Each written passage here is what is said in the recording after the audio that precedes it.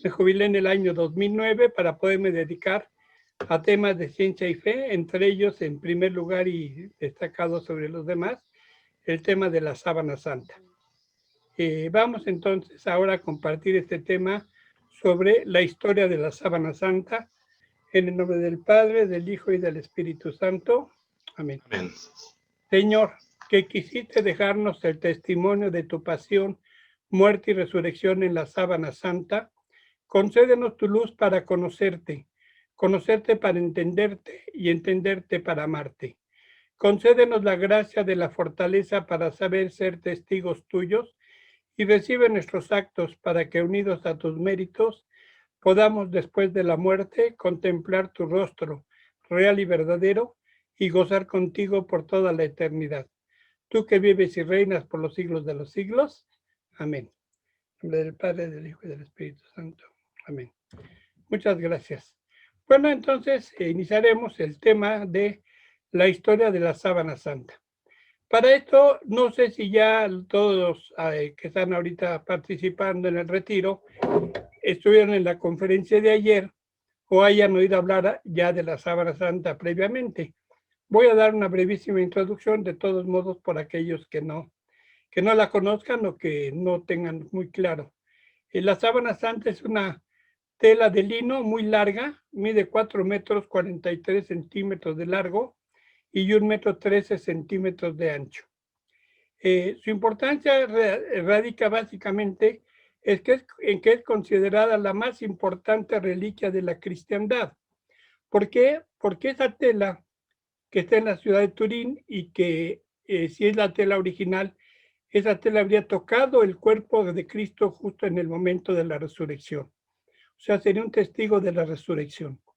Y además en esa tela hay sangre, restos de sangre del hombre de la sábana santa, que de acuerdo a todos los estudios que se han hecho es Jesús de Nazaret. O sea que en la sábana santa tenemos restos mortales de la sangre de Cristo cuando estuvo caminando entre nosotros. Por lo tanto, es una reliquia de primer grado, pero además la más excelsa de las reliquias porque es restos de la propia sangre redentora de Jesús de Nazaret. Por eso es considerada la más importante reliquia de la cristiandad. También es el objeto arqueológico más estudiado de la historia. Contra lo que dicen o afirman quienes son enemigos de la sábana santa o de la iglesia y afirman que nosotros creemos en ella simplemente por credulidad, porque no tenemos ninguna base sólida para creer en ella. El hecho es que no hay un objeto arqueológico más estudiado que la sábana santa. La sábana santa ha sido estudiada por la química, la física, la biología, las matemáticas, la lingüística, la historia, la filosofía, la teología. Vamos, hasta la numismática ha estudiado la sábana santa. De modo que se ha acumulado muchísima información acerca de la tela, las imágenes que hay en ella, de su historia, de la que vamos a hablar en un momento. Cuando uno observa la sábana santa por primera vez, lo primero que sale a relucir es la figura de un hombre. Aquí pueden ustedes ver el rostro, el cabello, se ve el pecho, los brazos, las piernas que se prolongan aquí hacia la izquierda y cabeza con cabeza está la nuca, el cuello, la espalda, la región glútea, los muslos, las pantorrillas y las plantas de los pies. O sea, en esta tela quedó grabada la imagen de una persona tanto por el frente como por la espalda. Además de eso, hay una serie de manchas oscuras que es sangre y está demostrado científicamente que se trata de sangre humana tipo AB con un pH muy ácido de 5.0. No es el tema de la plática, pero ya esto está estudiado. También hay una serie oscura que vemos aquí de líneas negras que corresponden a quemaduras que sufrió durante un incendio la noche del 3 al 4 de diciembre de 1532. De ese incendio hablaremos en un rato dentro de la plática. El incendio dejó marcada la sábana santa y se ven unas marcas como rombos que quedaron en algunas partes de la tela y que corresponden a zonas que delimitaron las partes que se mojaron y las partes que quedaron secas durante el rescate de la tela del incendio. La parte interior de estos rombos quedó seca y la parte externa quedó empapada. Por la forma como estaba doblada la tela en 48 pliegues, pues las partes más internas no llegaron a mojarse. Y esto le sirvió para los científicos del siglo XX. Esto es, digamos, lo que vemos inicialmente al acercarnos a la sábana santa. Todas las manchas de sangre fueron estudiadas por médicos forenses del siglo XX, ateos, creyentes, escépticos, y confirman que todas las heridas, las hemorragias que se ven en la sábana santa coinciden exactamente con lo que los evangelios cuentan sobre la pasión y la muerte de Jesús de Nazaret. Por lo tanto, es una tela que nos remite precisamente a este momento central de nuestra historia, la crucifixión de Cristo, y por eso pues es que la estamos estudiando, la estamos mostrando en esta Semana Santa, acercándonos al Viernes Santo, al día de la Pasión de Cristo y eventualmente al de la resurrección. Bueno, una de las primeras preguntas que mucha gente se hace y dice, bueno, primero, ¿dónde está la sábana santa? Bueno, es muy sencillo.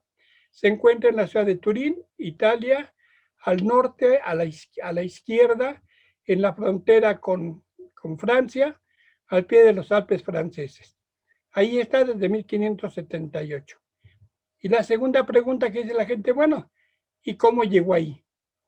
Pues vamos a ver esencialmente lo que tenemos, los puntos principales de la historia que tenemos sobre la sábana santa, y veremos, aunque hay puntos todavía que se siguen estudiando, veremos cómo podemos establecer una línea histórica desde el inicio, desde la muerte de Cristo hasta el momento actual. Empezamos desde luego con la tumba vacía. Recordemos que cuando las santas mujeres se presentan a terminar de preparar el cuerpo y van pensando quién les moverá la piedra, una piedra muy grande como la que ven ustedes aquí, que se corría para tapar la entrada de la tumba, sobre todo para evitar ya sea que animales salvajes entraran y pues se alimentaran del cadáver, o ladrones o saqueadores, porque muchas veces se ponían en los entierros prendas valiosas del fallecido o la fallecida, pues se ponía esa piedra para evitar que entraran. Curiosamente, en el caso del entierro de Jesús, más bien la piedra se puso para evitar que saliera, porque tenían miedo los del Sanedrín que se hubiera fingido de algún modo la muerte y que luego él saliera y dijera que había resucitado. El caso es que nos dicen las santas mujeres que van pensando que les moverá la piedra, y cuando llegan se dan cuenta que la piedra está removida, la tumba está abierta, y se asoman y ya no ven nada, solo ven los lienzos. Piensan que se han robado el cuerpo. En uno de los evangelios pues dice que se le aparecen dos ángeles y que luego se le aparece Jesús a María Magdalena. En otro de los evangelios regresan las santas mujeres corriendo a decir a los discípulos que se han llevado el cuerpo del maestro y no saben dónde lo han puesto. Entonces nos dice Juan en su evangelio que él y Pedro regresan corriendo a la tumba. Juan llega más rápido porque es más joven, pero se espera que llegue Pedro. Pero antes de entrar se asoma, nos dice Juan, y que ve los lienzos caídos, allanados. El cuerpo de Jesús había desaparecido misteriosamente. Llega Pedro, entra Pedro a la tumba, entra Juan detrás de Pedro, y al entrar nos dice Juan que al ver los lienzos como estaban, entró, vio y creyó. Y a continuación nos dice, porque hasta entonces no habían entendido las escrituras que Jesús tenía que resucitar de entre los muertos.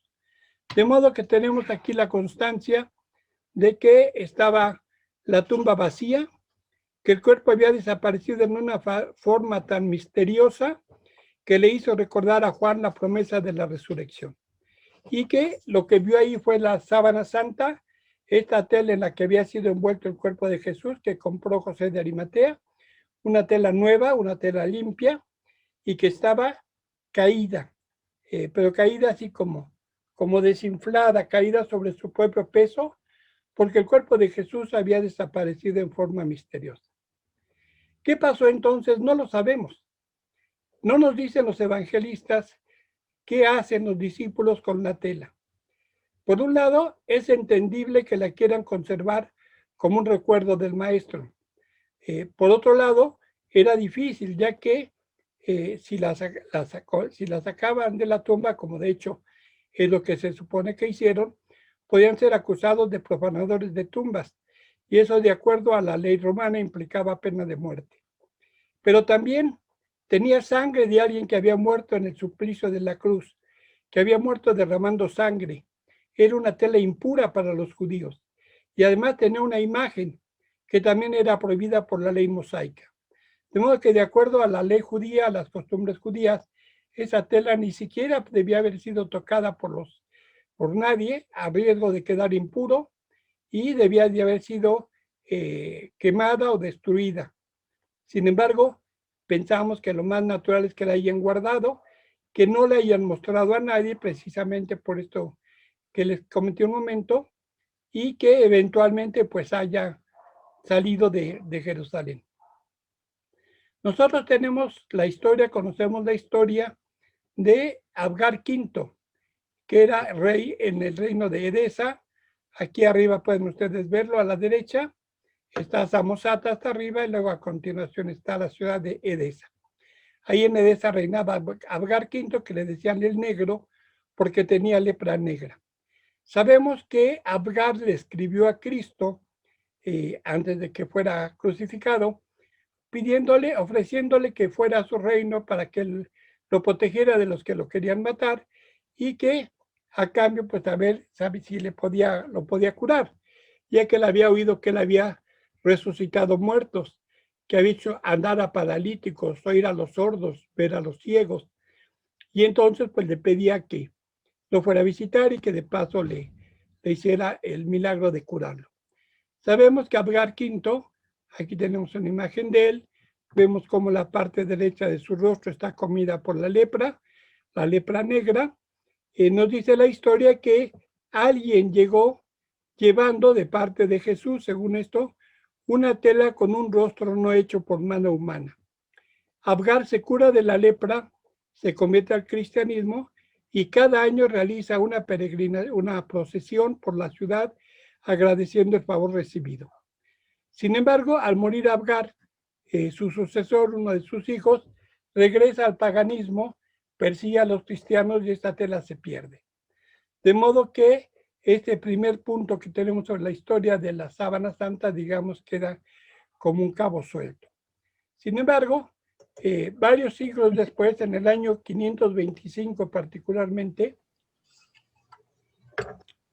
después de unas inundaciones que hubo en la ciudad de Edesa, estaban haciendo reparaciones en la muralla. Al hacer las reparaciones en la muralla, nos cuenta la historia, todo esto está documentado, que encuentran escondida en la muralla una urna que tenía la tela con el rostro de Cristo no hecho por mano humana. Todo indica que en la persecución la escondieron en la muralla para evitar que fuera profanada por los enemigos de la fe. Posteriormente, pues murieron o huyeron todos los que sabían de dónde estaba escondida la tela, se perdió la historia y hasta que la vuelven a encontrar en el año 525 en las reparaciones de la muralla. La tela es entonces colocada en la iglesia de Hagia Sofía, ahí mismo en Edesa. Aquí estamos viendo un plano antiguo de la ciudad de Edesa, el punto donde fue encontrada la urna con la sábana santa. Aquí abajo está la catedral de Hagia Sofía, que fue donde se colocó la tela para venerarla durante los siglos siguientes. Y pues en esta ciudad, que inicialmente estaba en manos de los cristianos, pero eventualmente pasó a poder de los turcos. Eran turcos, digamos, condescendientes con la religión católica, de modo que permitieron que siguiera la devoción a la sábana, bueno, a este rostro no hecho por mano humana. Se le conoció en ese entonces como el mandilion. Mandilion quiere decir mantelito, como si fuera una tela pequeña. Estamos viendo aquí los distintos puntos de la ciudad. y se exhibía en la forma que vemos aquí, aquí en medio, como que solo se veía el rostro. Por eso se le conoció como mandilón, como mantelito. Pero también se le llamaba tetradiplón. Y de acuerdo al historiador Ian Wilson, que hizo un estudio muy profundo del tema, consideró que lo que pasa es que el nombre tetradiplón proviene de que la sábana, que ya habíamos comentado que es muy, muy larga, 4 metros 43 centímetros de larga, fue doblada 4 veces sobre ella misma, de modo que quedaba expuesta, podía quedar doblada de modo que quedara expuesto el rostro de Cristo.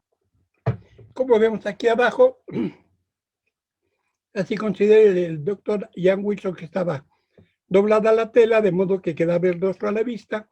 Así es como se exhibía. La gente pensaba que era una tela pequeña y no sabía que había todavía mucha tela detrás de la imagen que veía. Aquí vemos una imagen, pero en esta imagen arriba, pues ya están las quemaduras del incendio de 1532, algo que ocurrió pues casi 1000 años posteriormente a que se descubrió en la ciudad de Edesa. Bueno, la tela es venerada ahí durante 4 siglos, hasta el año hasta el año 944.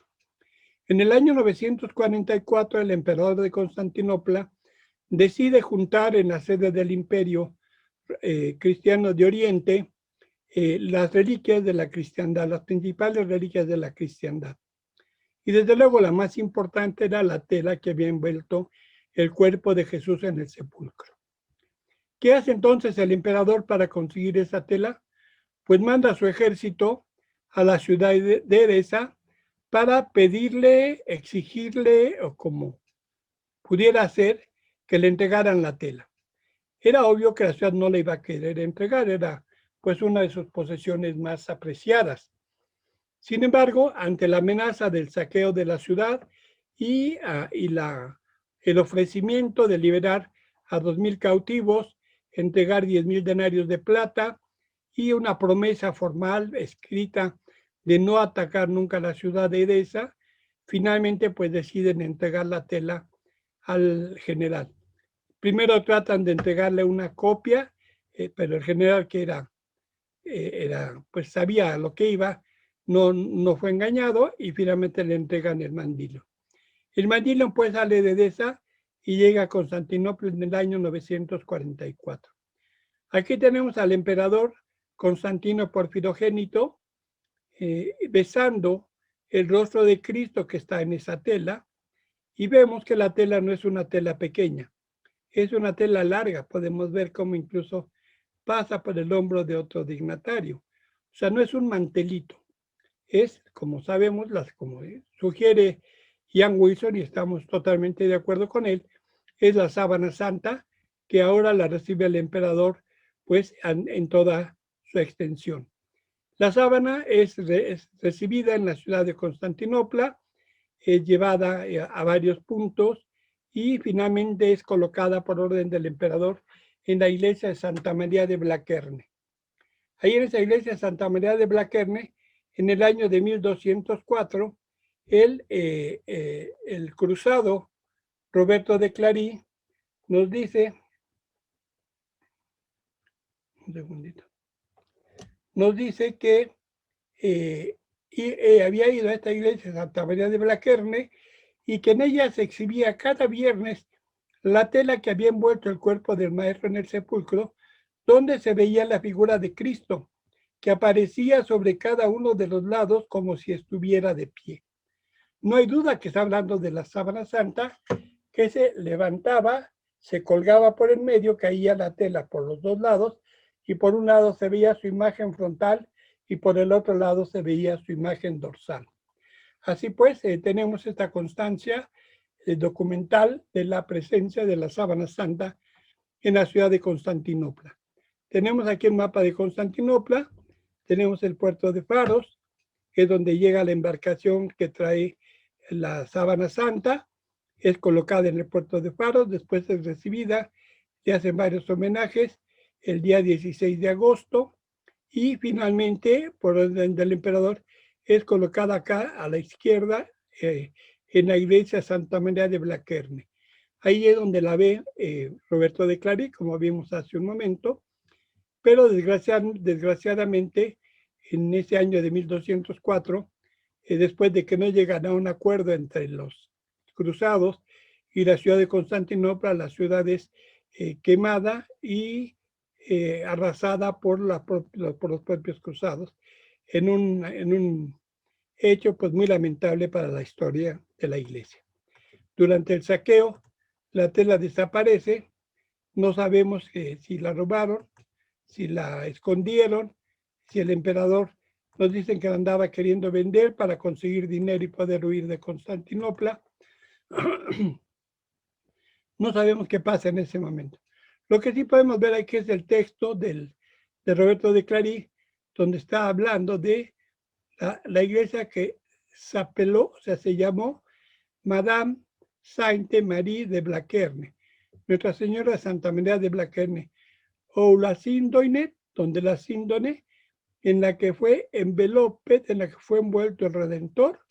O sea, nos está hablando precisamente él aquí en sus memorias de esta ocasión que tuvo él de venerar la sábana santa en la iglesia Santa María de Blaquerne. Creo que no hay duda desde un punto de vista histórico de que la sábana santa estuvo en Constantinopla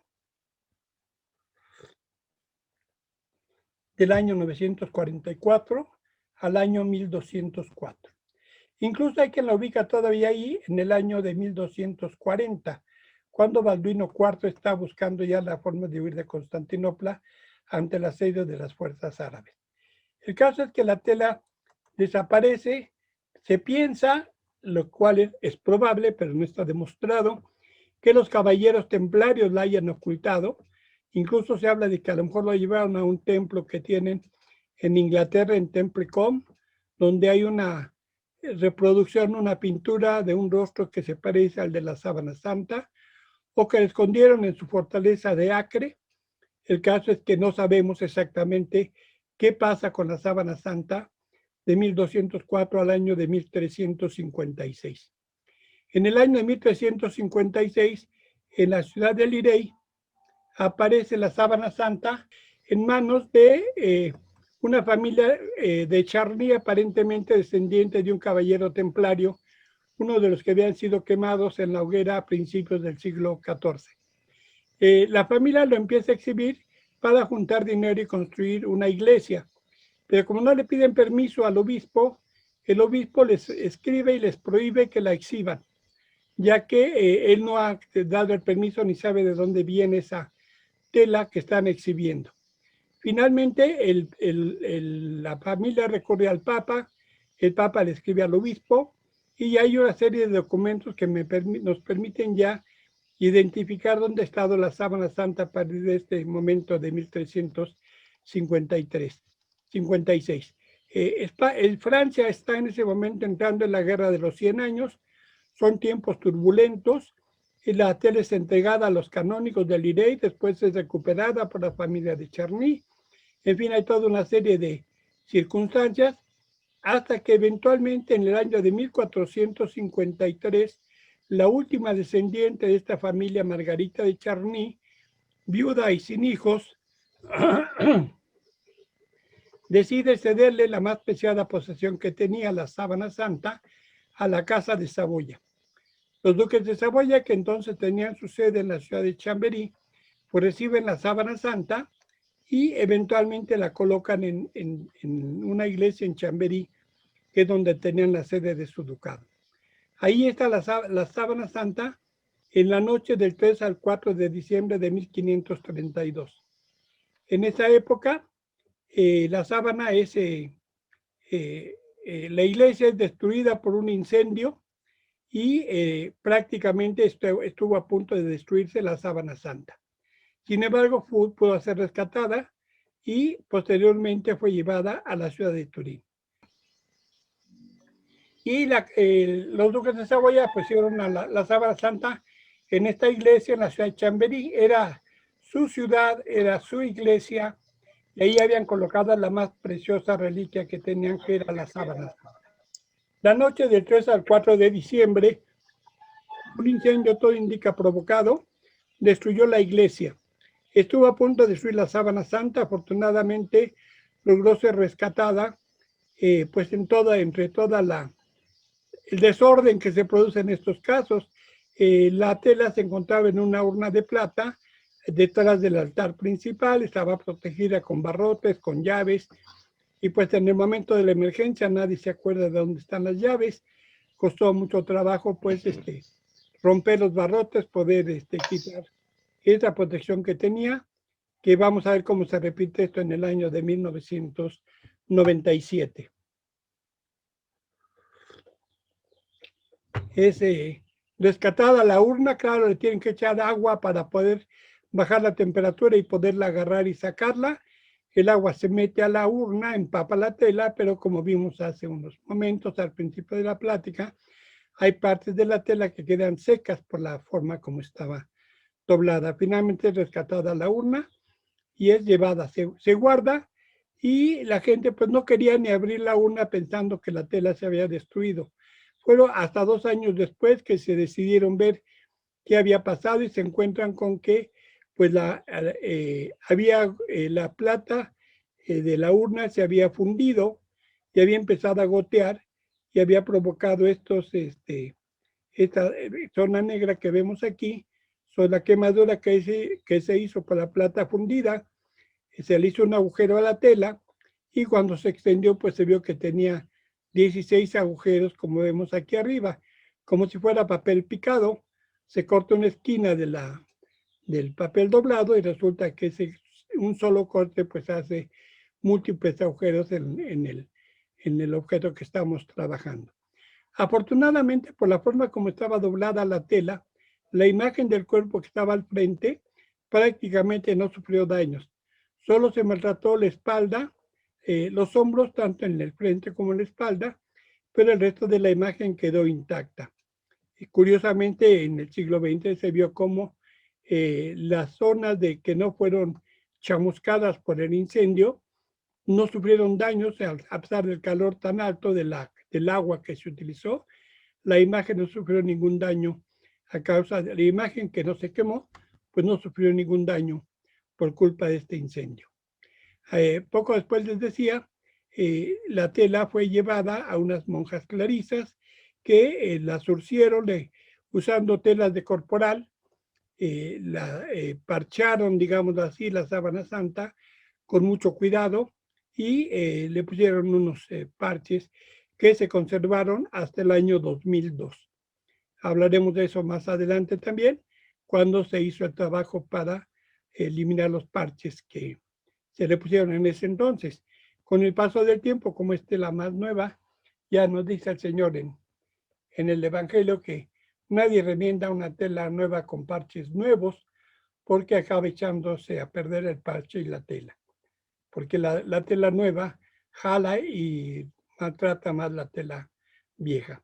Bueno, se pusieron esos parches que se conservaron hasta el año 2002.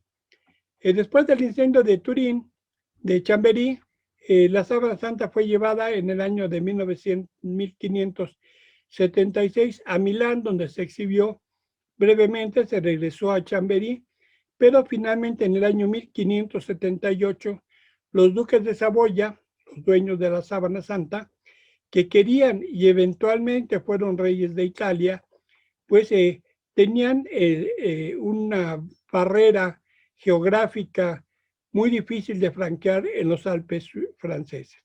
Para pasar de Chamberí a Turín, pues había que cruzar los Alpes, montañas altas de nieve permanente, de modo que pues era un obstáculo natural muy fuerte, aunque se podía transitar, pero pues era difícil lograrlo.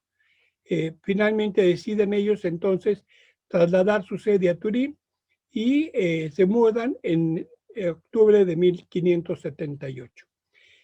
Coincide esto con una peregrinación que realiza San Carlos Borromeo, que entonces era obispo de Milán.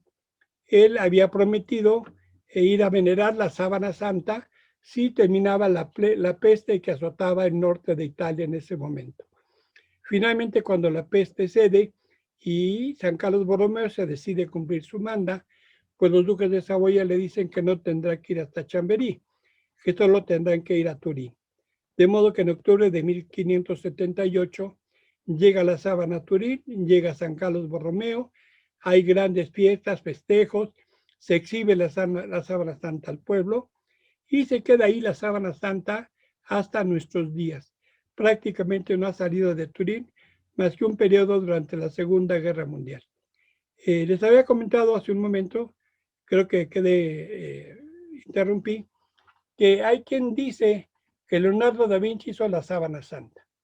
Abusando de la figura de Leonardo y de su gran inteligencia y capacidad de invención que sabemos que tuvo, pues le inventan que desarrolló una especie de película fotográfica primitiva y que de acuerdo a esa película fotográfica, él realizó la sábana santa utilizando una cámara oscura, un lente primitivo, una emulsión fotográfica primitiva, y con eso pudo hacer eso.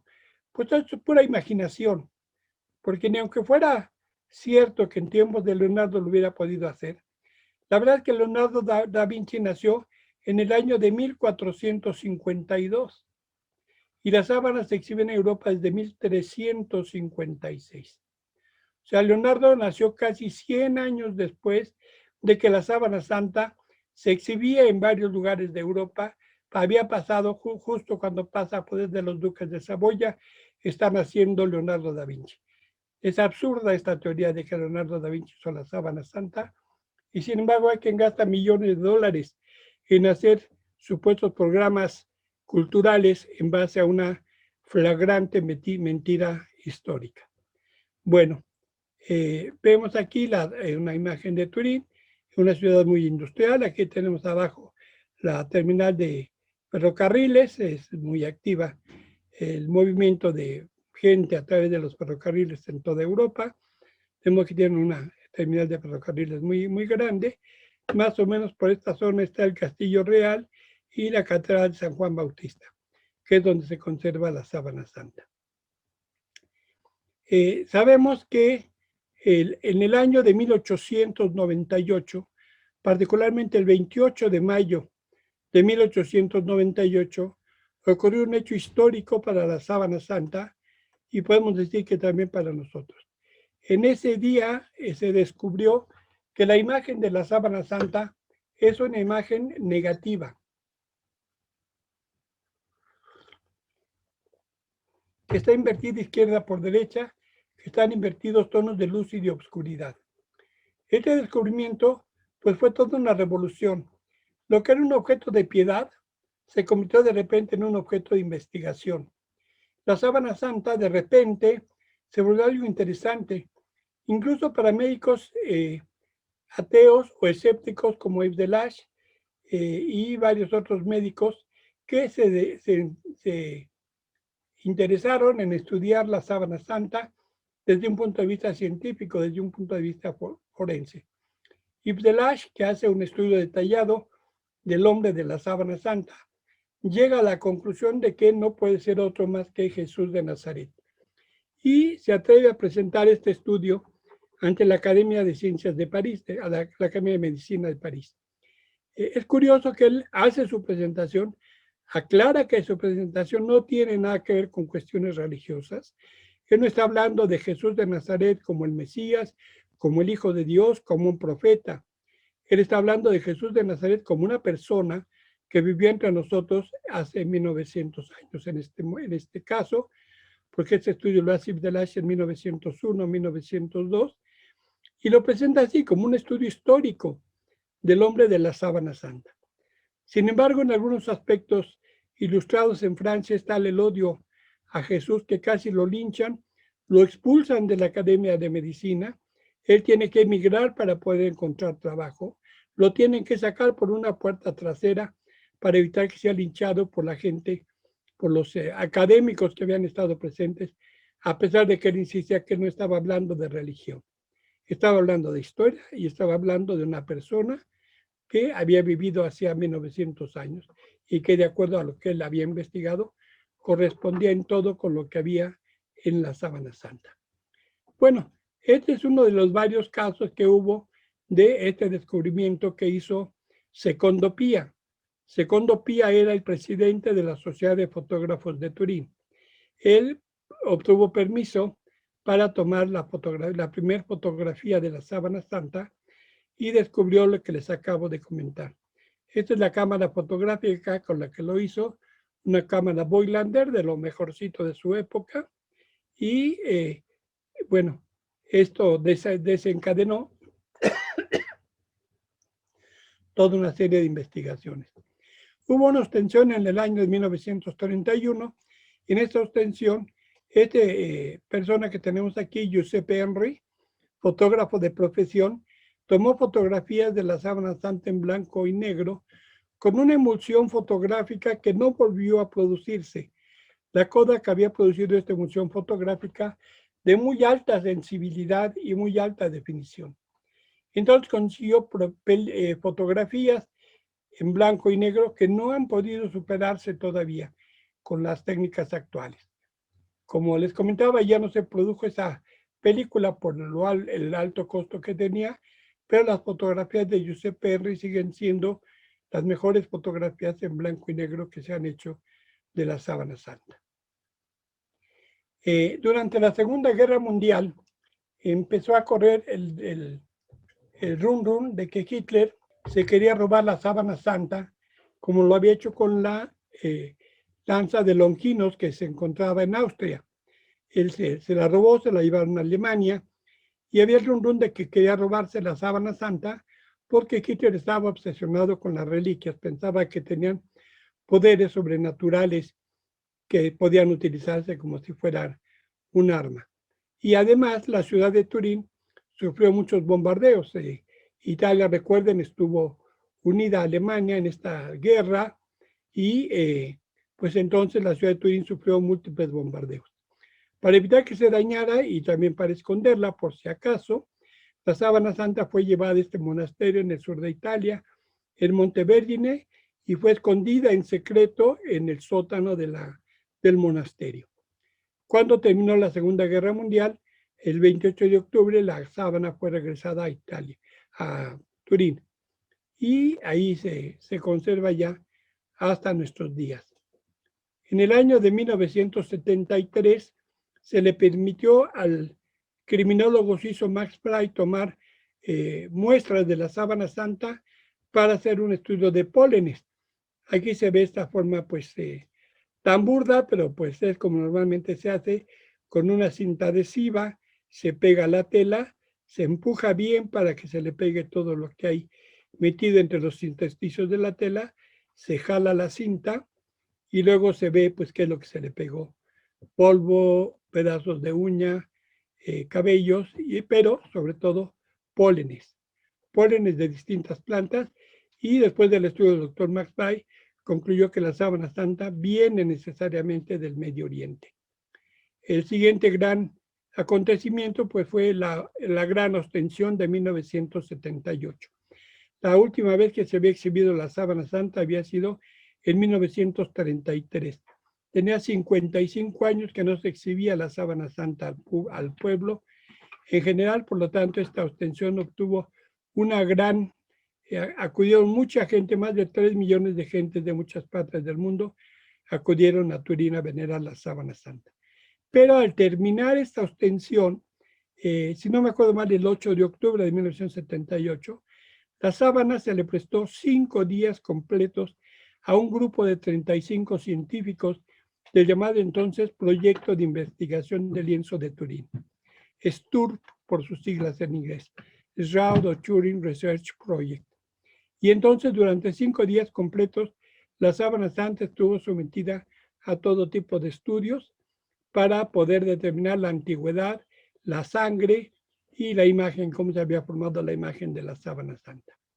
En este momento vale la pena mencionar pues al gran Papa San Juan Pablo II, al Papa Santo, que tuvo mucho que ver con la Sábana Santa en este último periodo. En 1978 sabemos que, terminando el cónclave que eligió al Papa Juan Pablo I, el cardenal Karol Wojtyła salió de Roma y se fue a Turín a venerar la Sábana Santa que estaba entonces en exhibición.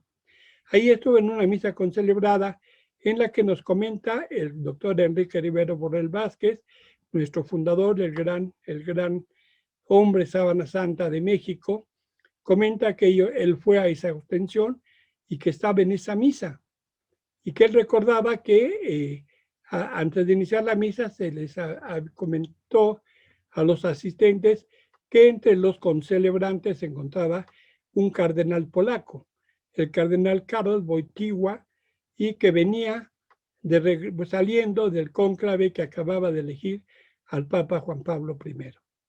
Nadie se imaginaba en ese momento que un mes más tarde este cardenal iba a ser llamado nuevamente a otro cónclave en Roma, del cual iba a salir electo como Juan Pablo II. Bueno, después en 1980 ya como papa visitó la ciudad de Turín y en esa ocasión le hicieron una ostensión privada de la Sábana Santa al Papa. En 1983, el último rey de Italia, Humberto II, bueno, ya no era rey, vivía exilado en Portugal y en su testamento le cede la Sábana Santa al Papa, con una única condición, que no la saque de Turín. Turín es la ciudad de los Saboya, es su ciudad del rey, del ex rey, y es su más preciada posesión. De modo que, pues, decide donarla a la iglesia con la condición de que no la saquen de Turín. El Papa Juan Pablo II obviamente acepta esta condición y la sábana pasa apenas entonces a poder de la Iglesia Católica. Nunca antes, en los 1900 años de historia, la sábana santa había estado en posesión de la Iglesia. Había estado en iglesias, había estado en contacto con la Iglesia, pero siempre había sido posesión de personas particulares, de reyes, de emperadores, de duques, en fin. De modo que ahora ya la sábana es propiedad de la Iglesia. En 1986 le toca al Papa, desde luego, con el estudio de sus asesores, etcétera, etcétera, darle el visto bueno para que se hiciera la prueba del carbono 14, que se llevó a cabo en 1988. Cuando le avisaron al Papa que los resultados de la prueba pues eran negativos, digamos, desde el punto de vista que según esta prueba el lino de que había sido cosechada la sábana santa, de que había sido tejida, la sábana santa había sido cosechada entre el año de 1260 y el año de 1390, y le preguntaron qué hacían ante esta situación que pues ponía a la sábana santa en una gran debilidad. El Papa dijo que publiquen los resultados. El problema de la autenticidad de la antigüedad es un problema de la ciencia, no es un problema de la Iglesia. De modo que, pues, se siguió el estudio y ya se ha hablado de esto en otra ocasión. No es el tema de la plática, pero sí constatar que durante su papado, él autorizó la prueba de carbono 14, se va a cabo esta prueba de carbono 14, para que no se diga que la Iglesia es enemiga de la ciencia y que anda haciendo las cosas escondidas. En 1998 se llevó a cabo una gran ostensión para conmemorar los 100 años de las sábanas de la primera fotografía, y en esta ocasión el Papa visitó Turín y dio a conocer un documento muy importante que se llama La Sábana Santa, Espejo del Evangelio. Si se meten a internet y le ponen así, la Sábana Santa, Espejo del Evangelio, rápidamente van a encontrar, lo pueden descargar. Son 6, 7 páginas, pero muy importantes, con mucha profundidad y vale mucho la pena prácticamente sabérselo de memoria. En 1997 ocurrió otro incendio.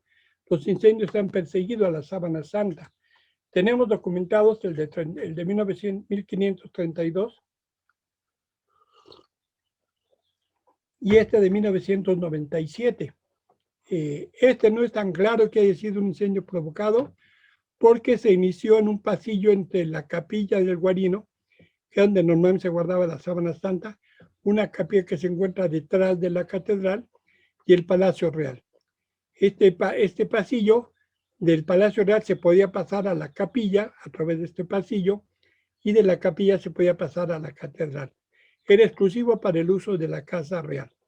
Pero como hubo un evento en el cual se recibió al secretario general de las Naciones Unidas, en el Palacio Real se preparó una cena y se usó el pasillo para montar la cocina.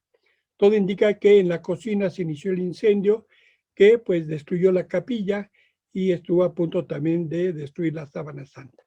Pudo ser rescatada gracias al esfuerzo de varios bomberos, uno de ellos en particular, Mario Trematore, lo veremos en un momento dado, que a base de puro esfuerzo logró romper un vidrio a prueba de balas y rescatar el cofre, la urna donde estaba la sábana santa.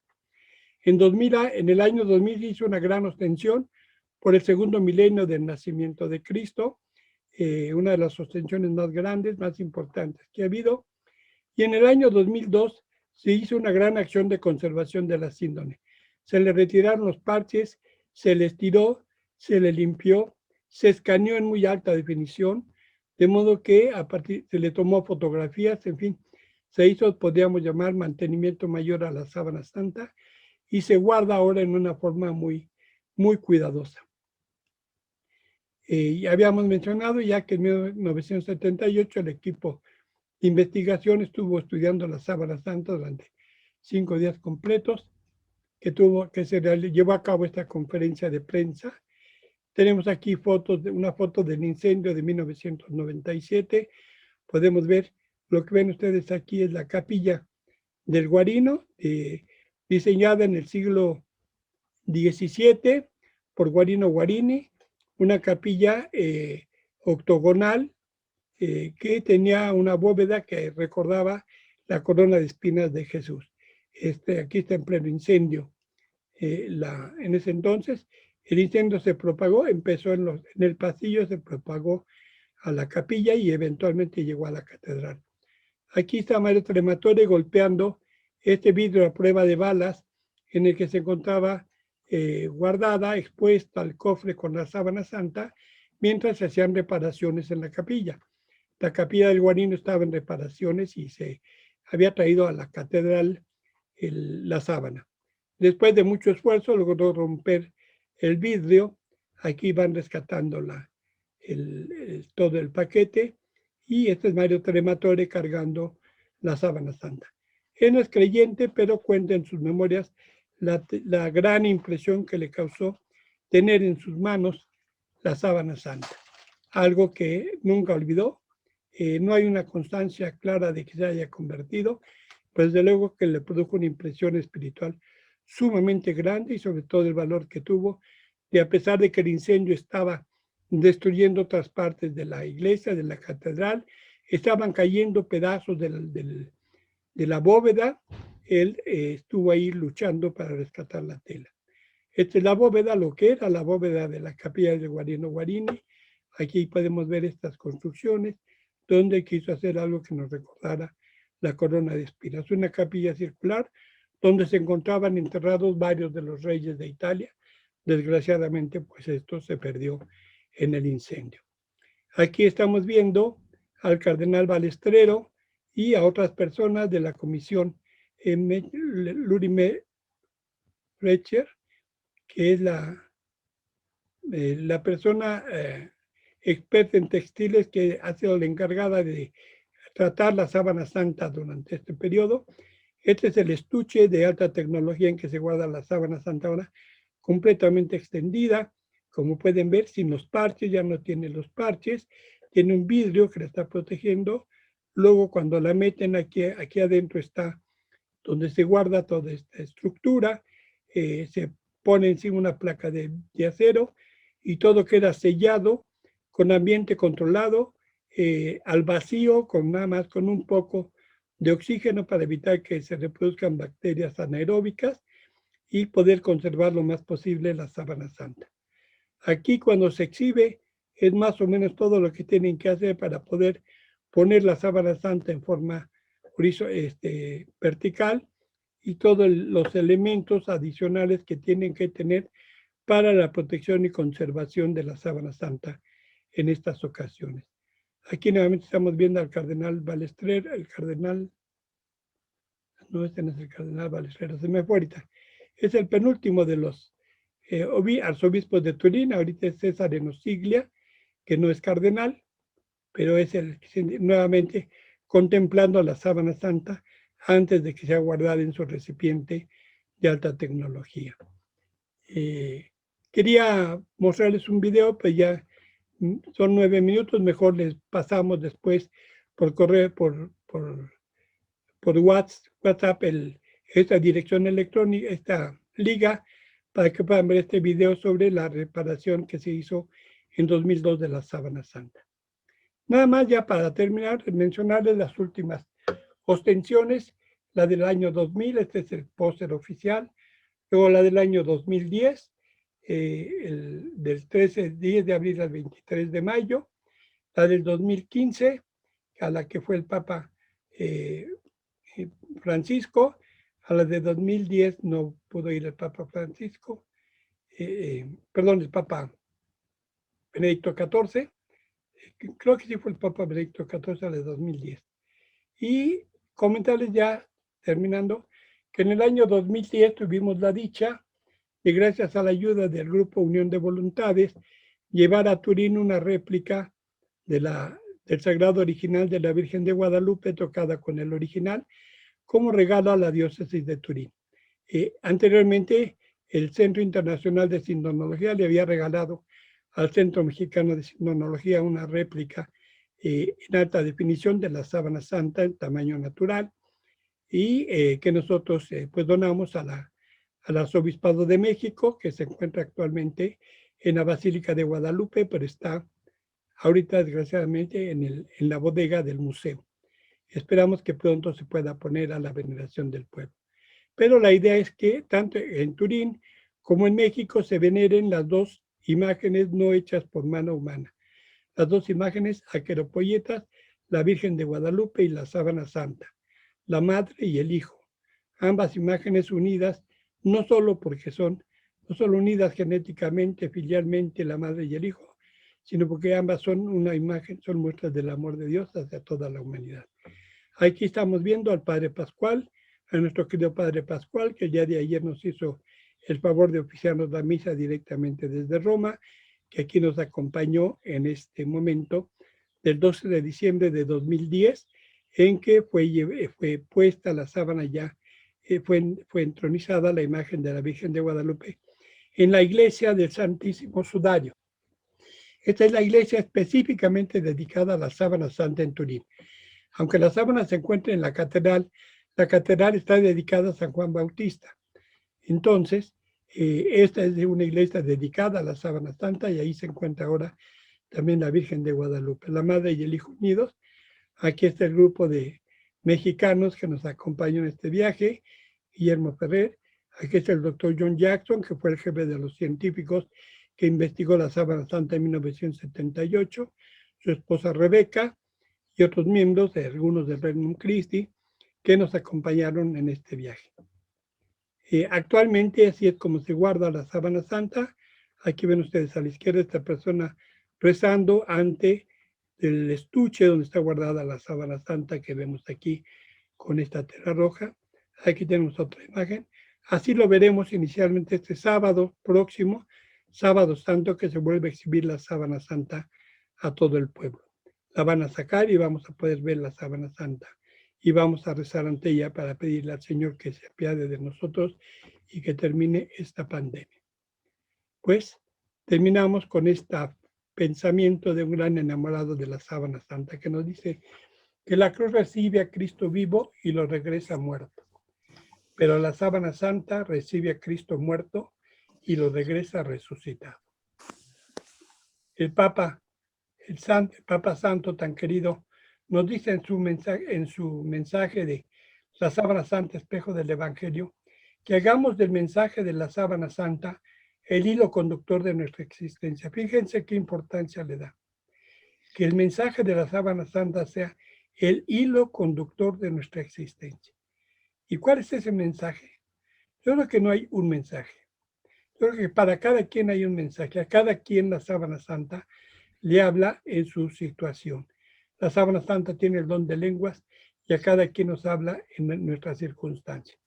Para mí el mensaje más importante es este, que nadie tiene amor más grande que el que da la vida por sus amigos. Ya vimos cómo entregó Jesús su vida por nosotros. La sábana santa nos ha permitido acercarnos a esta realidad histórica y también nos permite a conocer los detalles de la promesa de la resurrección. Muchas gracias.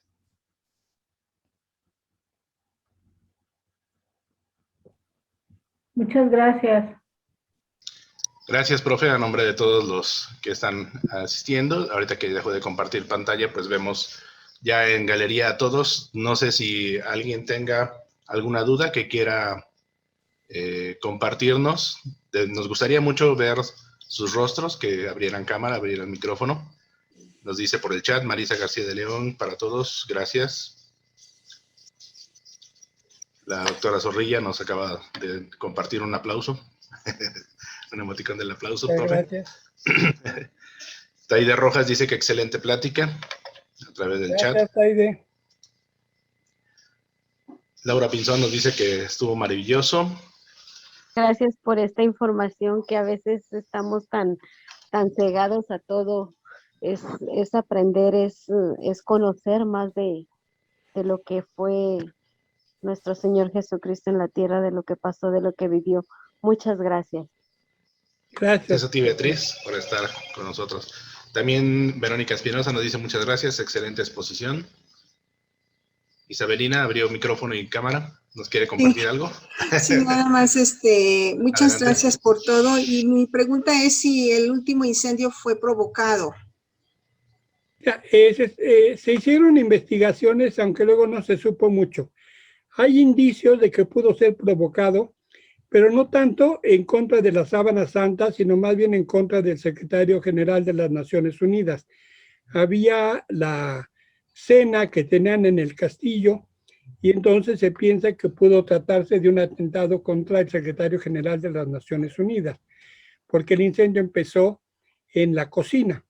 Pero también eso mismo hace pensar que no es descartable un accidente en la cocina, porque pues no es un lugar, es un pasillo que fue adaptado para cocina, entonces no estaba diseñado para eso, y es grande la probabilidad de que haya habido ahí algún accidente y se haya provocado el incendio.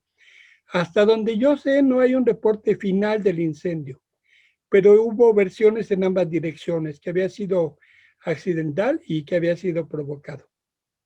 Ah, ok. Muchas gracias por la información. Gracias. Y de nada, gracias a ti. Excelente plática, me encantó.